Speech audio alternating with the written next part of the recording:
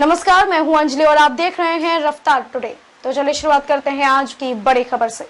Nuclear biological attack हुआ तो भी देख लेंगे, भारत और अमेरिका पहली बार कर रहे हैं ऐसा युद्धाभ्यास। बीते साल मई के महीने में रूस और यूक्रेन युद्ध के दौरान रासायनिक हथियारों के इस्तेमाल की चर्चा ने जोर पकड़ा है। दरअसल यूक्रेनी राष्ट्रपति व्लादिमीर जेलेंस्की ने रूस पर रासायनिक हथियारों का इस्तेमाल करने का अंदेशा जताया था। उन्होंने पश्चिमी देशों से इस संभावित हमले को रोकने के लिए और कड़े प्रतिबंध लगाने का आह्वान किया था।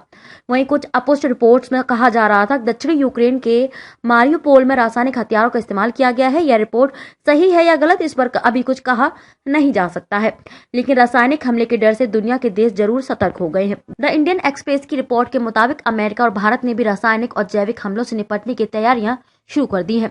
भारत की नेशनल सिक्योरिटी गार्ड एनएसजी और अमेरिका का स्पेशल ऑपरेशंस फोर्स एसओएफ अपने 6वें संयुक्त आतंकरोधी अभ्यास तर्कस में पहली बार केमिकल, बायोलॉजिकल, रेडियोलॉजिकल और न्यूक्लियर हमलों से निपटने और उन्हें विफल करने की ट्रेनिंग चेन्नई में ले रहे हैं। 16 जनवरी 2023 से शुरू हुए इस संयुक्त अभ्यास का समापन 14 फरवरी को होगा। सूत्रों ने कहा कि चेन्नई अभ्यास के दौरान किए गए विभिन्न आतंकवाद विरोधी अभ्यासों में आतंकवादियों की ओर से रासायनिक और जैविक हमलों का मुकाबला करने के लिए एक अभ्यास किया गया। इस संयुक्त अभ्यास में पहली बार रासायनिक, जैविक, रेडियोलॉजिकल और परमाणु अटैक से बचने के लिए अभ्यास किया गया।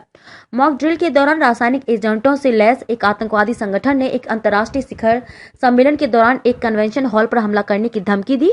मॉक ड्रिल में शामिल एनएसजी और यूएस एसओएफ टीम की ओर से संयुक्त अभ्यास में आतंकवादियों के कब्जे से बंधकों को सुरक्षित छुड़ाना और आतंकवादियों के रासायनिक हथियारों को निष्क्रिय करना था। अमेरिकी विशेष बलों और एनएसजी के रासायनिक, जैविक, रेडियोलॉजिकल और परमाणु युद्ध के विशेषज्ञों ने शहरी आतंकवाद विरोधी माहौल में सीबीआरएन खतरे से निपटने के लिए खास चर्चा की।